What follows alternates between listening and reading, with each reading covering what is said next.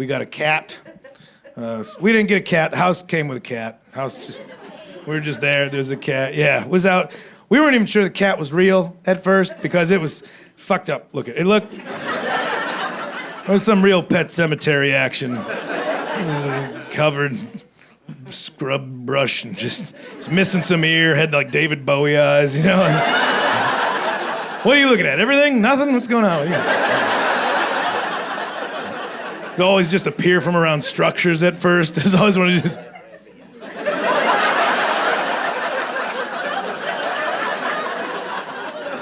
It took us about 6 weeks before we admitted to each other that we saw a cat. I remember she said at first, like, you see a cat out there? I'm like, you see it too? All right, thank God.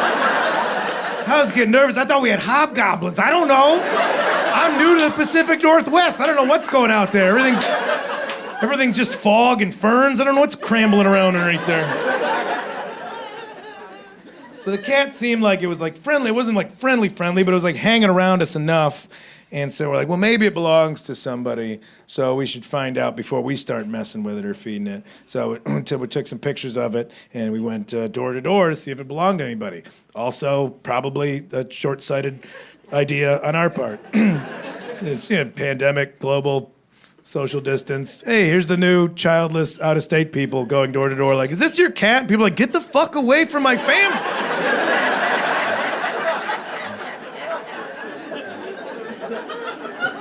Yeah, you're right, yeah. The old guy next door answered the door, but the chain's still on the door. He was just like, oh, that cat? That's nobody's cat. No. That cat there, that cat belonged to the earth. Yeah. That cat come up from the soil when the sun go down. And just roams amongst the mist, just eating dreams and shitting out nightmares. That's what that guy... Man, just say it's not your cat, old man, all right? I don't have time for folklore. I got other neighbors to harass.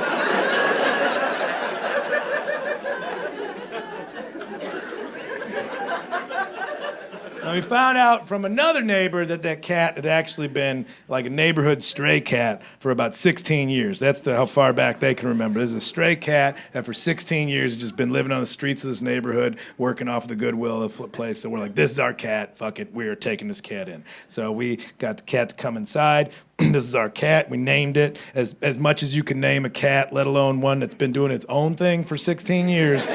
It's mostly just for reference between us, you know. So at first we were calling it Helen. We thought it was blind and deaf, so we were calling it Helen.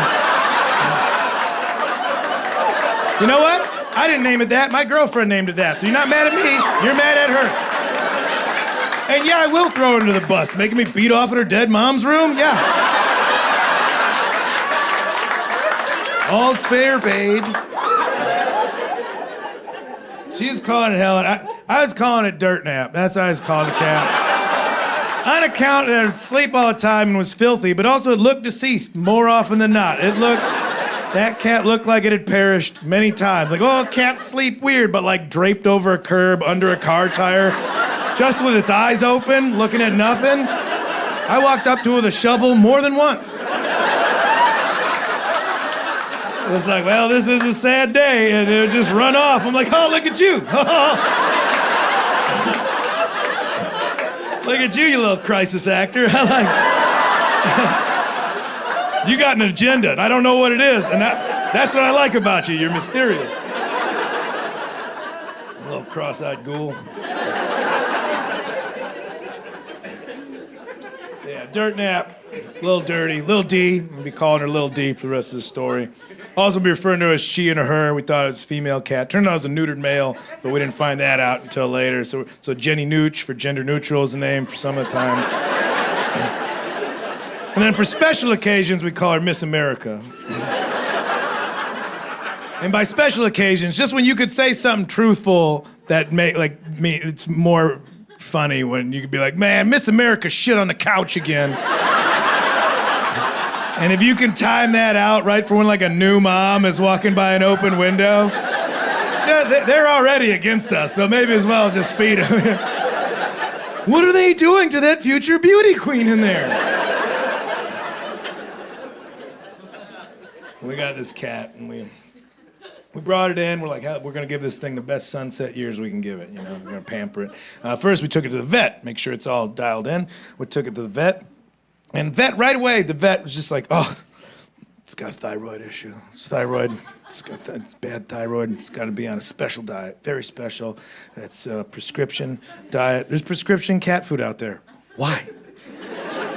Who's trying to get the cat food that's not, ooh, okay, man, hook me up. Hook me up with that Hill's prescription, man.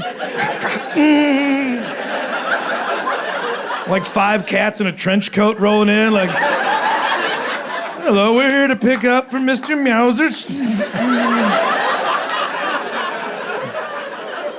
Trying to make that cat meth, dog. Come on, man, come on. This is a prescription. You can only get it from me. It's $70 a bag. I'm like, all right, you know what, man? Whew, I know it was middle pandemic, and I was all about the doctors and the scientists, but the veterinarians, I just think some of them, they know they got that giant gray area of your lack of knowledge that they can abuse about the animal camp. Like if you go to a doctor and you're like, my ankle hurts, and they're like, could be an ear infection. You're like, well, you're bad at your job. But you go to a veterinarian with this animal that you love but can't communicate with, and you're like, oh, what's wrong with my best friend, my little guy here? They can just say anything like, it's the alternator. And you're just like, yeah, I get it. You know what? That makes sense because his eyes were dimming in the morning. His eyes were dimming. That's a 2003 Calico with a lot of miles. Those are city miles. I thought the timing belt was going to go first, but okay, yeah. That makes sense. What are we running on those, huh? 1,500. No, okay. That's with labor? All right, yeah.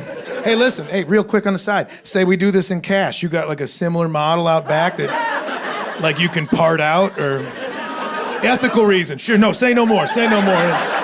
No, nobody's Frankenstein here. Nobody's Frankenstein. So you just got to believe him, So I come home with a $70 bag of bullshit one day. I open the door, I can see out to the patio. Lil D's outside, she's playing with a bird. Bird's dead. She's just slapping it against the house. Playing's also a real generous term to describe. She is playing the same way like inmates play handball. It's not for fun, That's just maintenance in case shit goes down. That's all. The only thing missing from Little D at that point was like a cigarette behind her good ear and a teardrop tattoo. Just bitching about not making parole. Like, they got me doing the full 12, man. Ooh, if I get out of here and see that judge, you're gonna see me right back in here. And I could tell it was a fresh kill, because she was about 6 feet out and getting a good return on her.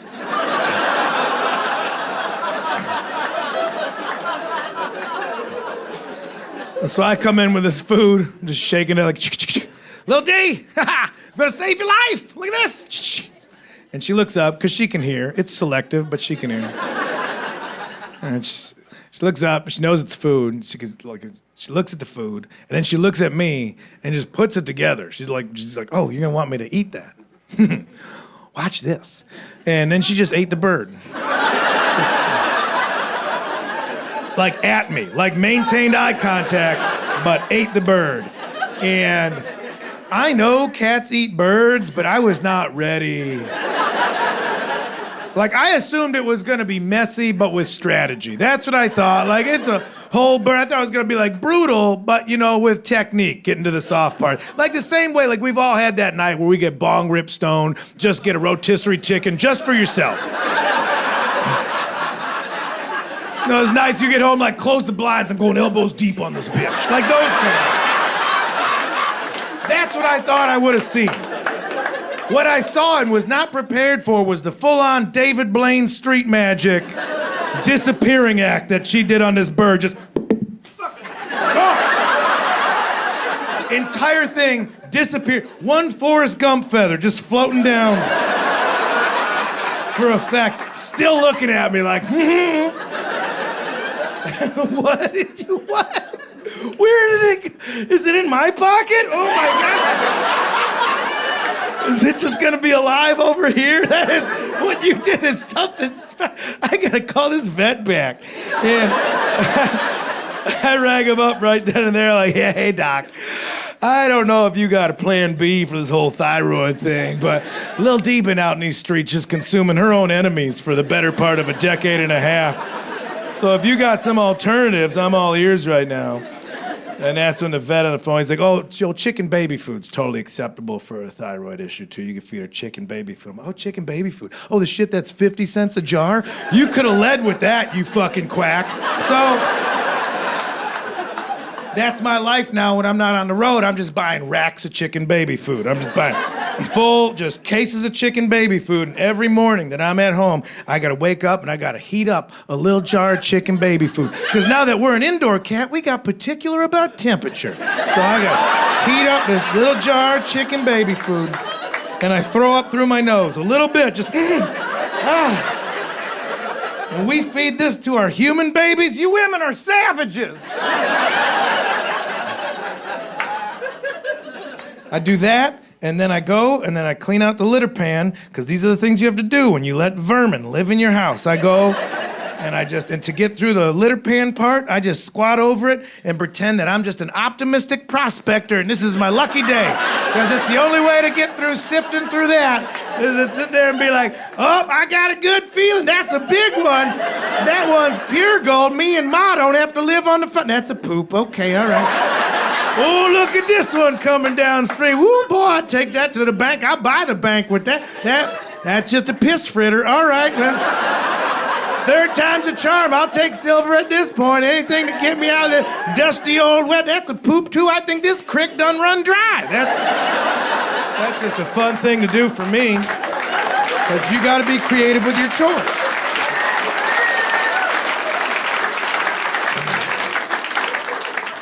Now, here's how this also bumped up against the neighbors. Is that where I live in Oregon, they take their recycling very seriously. And I'm happy about that. I'm mostly a hippie at this point. I like to see a recycling program that it actually at least looks like the stuff is gonna go to where they tell me it's gonna go.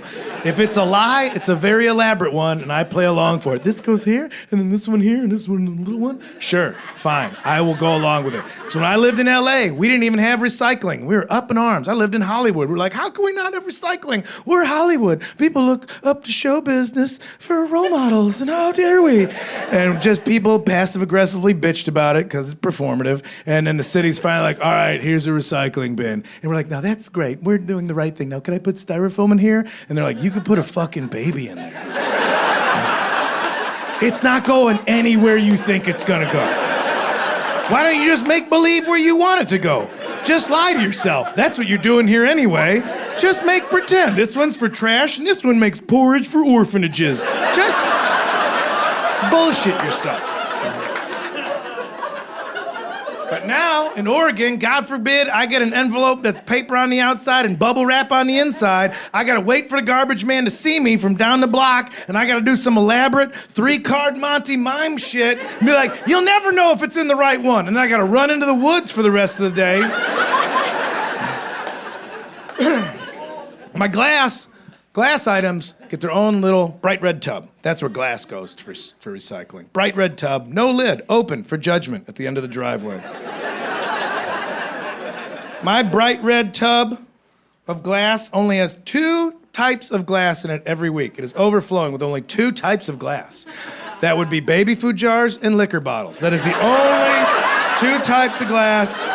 For 3 years, that's the only glass that's been out there. For 3 years, nobody has seen a child anywhere near my house.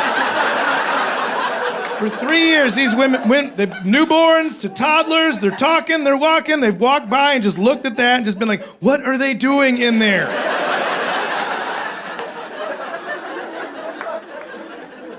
It is a matter of days right now before Family Services rolls through for a welfare check. And I'm gonna be the one that's home during the day, just answering the door, just shirtless, drunk on account of the booze. Mr. Kinane, we just need to see the baby. I'm like, what baby? There's nothing. There ain't no baby in here. It's just me, shirtless, learning these ZZ Top songs. That's all it is. Fucking baby, the only thing in here is a sharp-dressed man. Hold on a second, let me tune up. What did I tell you about rewarding mediocre comedy? That was a test, you failed. no baby. Look around for a baby. If I had a baby, there'd be a baby crib. There'd be baby clothes. There'd be baby toys out in the yard. Come out in the yard. Look, you see any baby toys in the yard? I don't know baby toys in this yard. I don't know baby. The only thing you're finding in this yard maybe is like a bunch of little bones. And they're like, what? They're like, oh, no. I got this cat, right? And it eats birds, but whole, like all at once. It eats a whole bird. And I know it could eat the birds, but where do the bones go? Because it eats the bones. What happens to the bones? It's eating bones. And you're scientists. I'm like, we're not. We just have clipboards. I'm like, same thing.